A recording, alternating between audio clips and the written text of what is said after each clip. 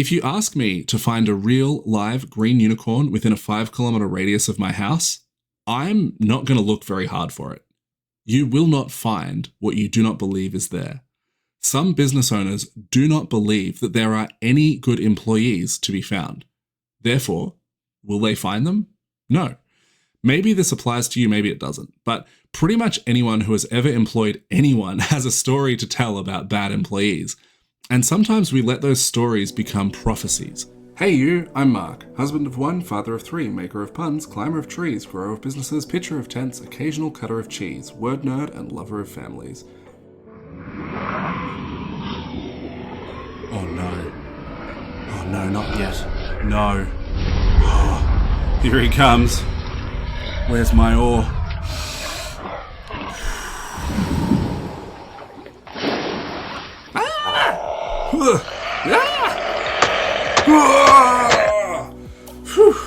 Showed that Kraken who's boss.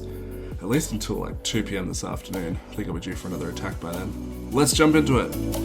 Hey, welcome to all of you bandits and chilies. This episode is called Feeling Stuck. Sometimes, as a family-oriented business grower, you just feel like you should be further ahead than you are, right? Like, yeah, comparison is the thief of joy and all that, but at the same time, when is that breakthrough coming? When are you going to get that great hire that enables you to get off the tools? When are you going to really take control of your lead flow and be able to reduce your stress about empty spots on the calendar, especially in the quieter months? When are you going to get off this plateau and break through to the next level? Heck, sometimes you even feel like you're going backwards. You think you're finally off the phones for good, and then your admin quits and training a replacement feels overwhelming. You think you're never going to repeat that particular problem or pain point. You know, we left that behind back in 2022. And yet, here it is again, rearing its ugly head in 2025. Sometimes you just feel like if there was a big red button that you could push and it would instantly scrap your business for parts and you just wouldn't have to deal with it anymore, you'd push it. I've been there. I used to be on a cycle of wanting to push that imaginary button about once every 4 to 6 weeks. Then things would start to go smoothly for a moment and I would expect that button to reappear in my mind soon enough. Eventually I got past that point. And I didn't even realize it at first, but it had been a few months since I had caught myself wishing that I could just push all of my problems away. If you've been in business for more than a few months, here's a fun exercise for you. Look back at a problem that you felt was really massive from 6 months ago or maybe 2 years ago. Remember that feeling? That problem felt insurmountable. It felt world-ending. But now what? You're past it. If that same problem came up again today, you probably wouldn't even be that fazed by it. You've grown. It's like a stone in your shoe. When it's happening, you feel this sharp pain with every single step. Then, when you remove the shoe, you tip it up and wait for this massive jagged thing to fall out, and was that it? The stone always looks so much smaller than how it felt in your mind when you were stepping on it. Sometimes it's good to reflect on those past stones because it teaches you 2 really important lessons for the present. Firstly, you have grown since then. I know I just said that, but seriously, if you resonate with this description, congratulations, it's a sign of growth. Sometimes we don't see that kind of growth. It's like if you look at a photo of yourself from a year ago and realize that, hey, I really have lost weight, or whatever the case may be. But that sort of change, the stone in the shoe kind of change, it's harder to see because it's on the inside. It's harder to notice, hey, I've really grown mentally, or I'm really less stressed than I was at that point. So it's good to reflect and see that growth and appreciate what you have achieved and what you have become. There are plenty of people who are striving to get to where you already are right now. The second important lesson that such reflection can teach you is that the problems that you are facing now are probably much smaller than they feel. Imagine if the 2022 version of you could talk to the 2025 version of you and get guidance from you in how to overcome whatever challenges you faced in 2022. That would make an insane difference to that 2022 you, wouldn't it? Someone who had walked the exact same path and knew exactly what works and what doesn't. Imagine the stress relief that you could offer by helping your past self skip past all of the attempts that failed and move straight onto the thing that worked. Now, imagine that there was a 2028 version of you that you could reach out to right now who knew the best way to handle whatever your current obstacles are. Check out the episode called Why You're the Problem and Why That Is a Fantastic Thing. It highlights how just knowing that there is a path forward can help you to find it. And it also talks about transposing yourself mentally with someone who could overcome the problem easily. This is really helpful to get a perspective shift on the problem that you're facing. What is that, by the way? What problem are you struggling with right now? If you're not sure what it is, or if you can't narrow it down to one specific problem, try the focusing question from the book The One Thing by Gary Keller. What's the one thing I can do such that by doing it, everything else will be easier or unnecessary? Might be a good idea to pause and think about this one. It's a great question. What's the one thing I can do such that by doing it, everything else will be easier or unnecessary? Okay, given that we're on sort of a pause, for this week's dad joke, I was actually really feeling stuck myself. And so I asked ChatGPT for some suggestions, and it came up with this one, which I thought was actually really great. I tried to unstick myself with a motivational podcast. Now I'm just enthusiastically stuck. So hopefully that's not the effect of this podcast on you. But now back to that focusing question. If you can really nail down the definite answer to that question, then you have a really well-defined problem. And you know what they say, a problem well-defined is a problem half solved. So spend some time on that if you need to. What exactly is the problem? What is the one thing that you need to be focusing on? If you'd like some help with this, book a free clarity call, link in the description. For now, let's cover 3 common generic problems: lead generation, staffing, and delegation. Okay, firstly, lead generation. If you can solve this problem well, it really takes the pressure off in a lot of other areas of your business. If you can predictably book jobs on demand, then you are crushing it, and it must be another area of your business that has you feeling stuck or unable to scale if you're not growing right now. Most likely, that's staffing, which we'll get to in a second. But regarding booking jobs predictably, also check out the episode called Put $1 in, Get $15 out, Leave a Building. Anyway, as it pertains to lead generation, you basically have 2 resources at your disposal which you can use: time and money. If you don't have time, you should have money. For now, let's assume that you want to spend primarily time rather than money. This is a great place to start because if you have to learn some hard lessons along the way, it will cost you time to learn those lessons no matter what.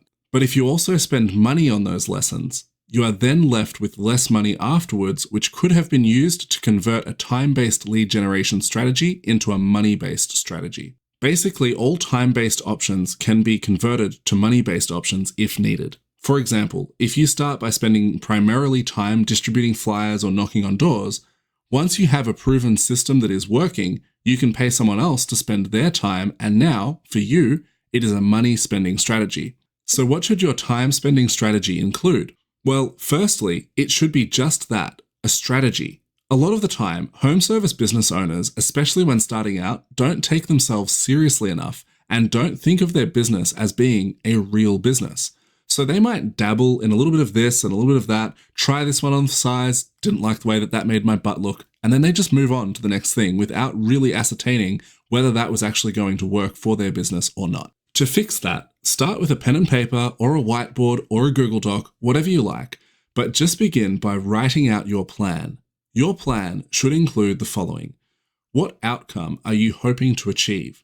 You can't even know if you're winning or losing if you don't begin by defining what success would look like. Write the SOP for your strategy, the standard operating procedure. Detail all of the steps, the specifics, and how they should be followed. For example, if you're going to distribute flyers, how will you determine which areas you will target? How frequently will you cover them? Will you hit them repeatedly with the same flyer, or will you have multiple designs? How will you track your progress? Remember, you want to be able to convert this to a money-spending exercise later. So how would you like an employee to do this? You're blazing the trail right now. You're pioneering the path, so you need to document what you're doing so that it can be delegated later. Define how many hours you will spend per week and how long you will commit to this experiment for. Ultimately, you want it to become a predictable lever. But right now, if it's new to you, it is an experiment. By thinking this through and writing down what you're committing to, you are much less likely to kind of sort of vaguely do it and then decide that it didn't work. If you don't write this out, week 1 will likely look a lot better in terms of the effort that you put into it than weeks 2 and 3. Lastly, how will you track the effectiveness of this strategy? Before you spend a single dollar or minute on advertising, you should have a solid plan for how you're going to track your ROI. Again, if you don't, you won't be clearly able to distinguish success from failure. So to recap, that was outcome, SOP, define your commitment, and work out how you will track your ROI. Okay, let's put everything that we've just described into a 5-step plan. If lead generation is your problem and you follow this process, you will find a solution. Step 1, ask yourself that focusing question. What's the one thing I can do such that by doing it, everything else will be easier or unnecessary? Step 2, drill down and define exactly what the problem is in as much detail as you can. Book a free clarity call with me, let's nerd out about it. Step 3, follow the described process to plan your strategy. Again, that's outcome, SOP, define your commitment, and work out how you will track your ROI. Step 4, follow through on the actions that you committed to taking. Step 5, review and tweak. You've got your measurements built in by making that plan, so keep track of them and identify patterns of what is and isn't working. Final tip regarding lead generation.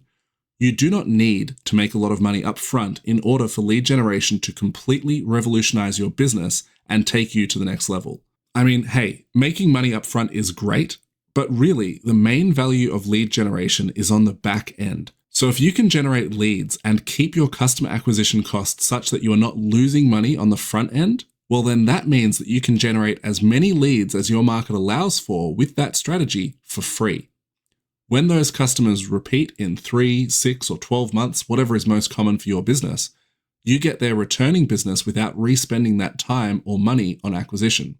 And you can get that repeat business 5, 6, 10, 15 times from the one customer, depending on your industry. So if you're not making money on the front end, the revolutionizing change is still there, ready to happen. It just has a lag time of whatever your standard repeat booking timeframe is. Can you wait 3 to 6 months to see the results? Can you lay the groundwork now for the future jobs that you will create later? All of this is much easier to achieve when you have thought it through well and developed a specific plan. Okay, moving on to staffing. This can be a real pain in the butt problem because you have the work there and you are struggling to get the team in place to complete it.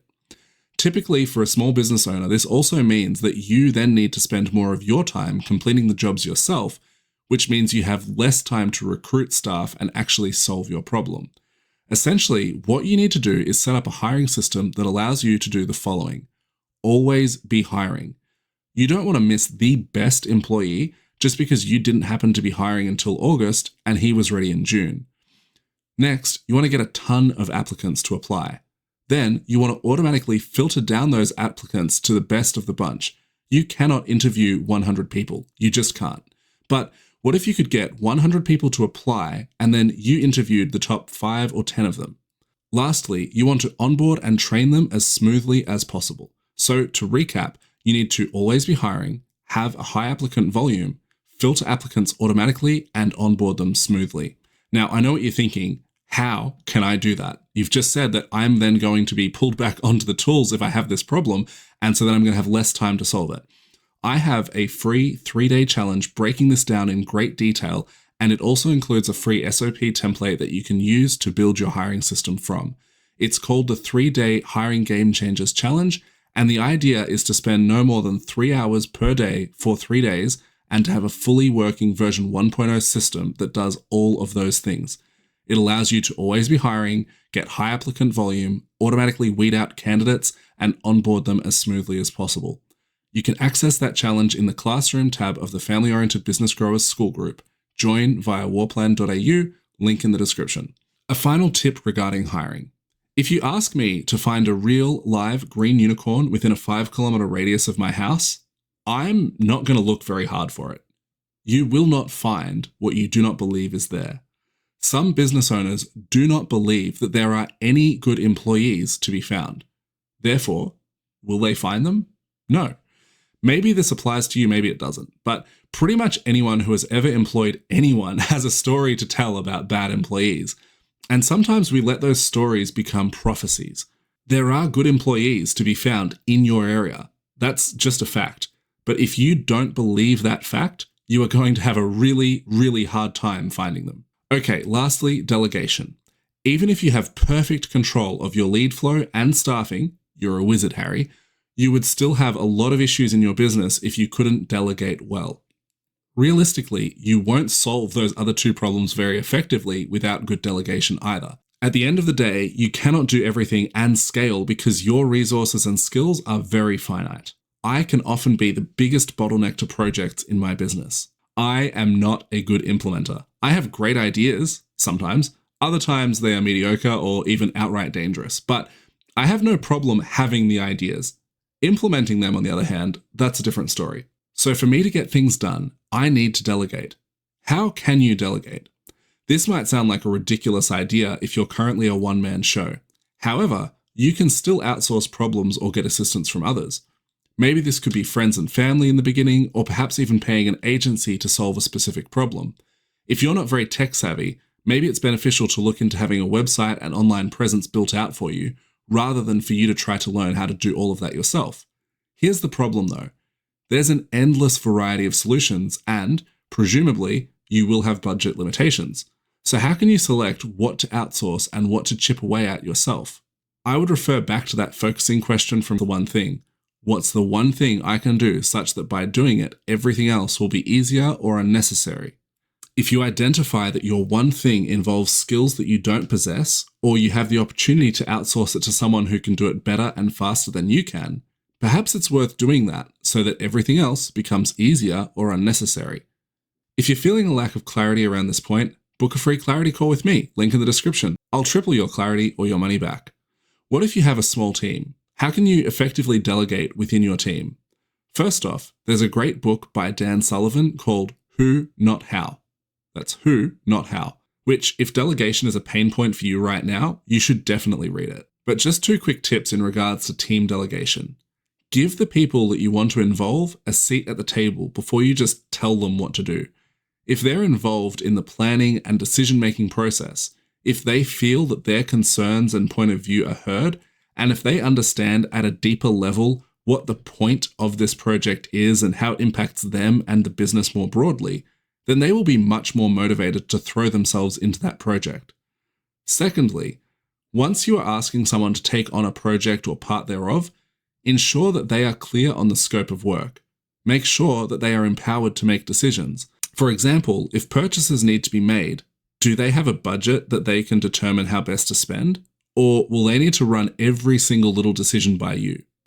Also, clearly define the end of the project. Is there a set date or a particular set of outcomes? As with a problem well defined is a problem half solved, which still applies here, there is also another layer. You and your team need to be clearly on the same page about that well-defined problem and the agreed upon solution. Any ambiguity in these areas will translate into delays, friction, and lower quality results if the project even gets completed. I hope that this episode has helped you. If you enjoyed it, let others know by taking a moment to leave a 5-star review. Your challenge for this week is to think of a time that you were stuck, how you felt, how you overcame it, and then draw on some of that experience to breathe life into your current situation. You've got this. That's it. Have an awesome day. Make someone else's day awesome. I love you, just the appropriate amount, like take whatever is weird and then take a healthy step backwards from that line. That's how much. Catch ya. Bye. Are you picking up what I'm laying down? Are you sniffing what I'm stepping in? If you're looking for a really valuable community centered around building your business, being really intentional with your spouse and kids, and if you think you can tolerate my terrible dad jokes, then join Family-Oriented Business Growers. It's awesome. There's self-paced challenges designed to help you solve key pain points within your business in short, intentional sprints. There's awesome people in there doing awesome things who have experience with stuff that can help you, having stood where you stand. You'll benefit from what's in there, we'll benefit from having you in there, you legend you, and best of all, it's totally free and also free of toxic shenanigans because we don't tolerate none of that. The mission of the group is to help 250 family-oriented home service business owners reclaim 5 hours per week for what matters most whilst growing their business this year. So jump in there and get amongst it. Join via warplan.au, that's warplan.au. Oh no, he's early. Warplan.au, catch you in there!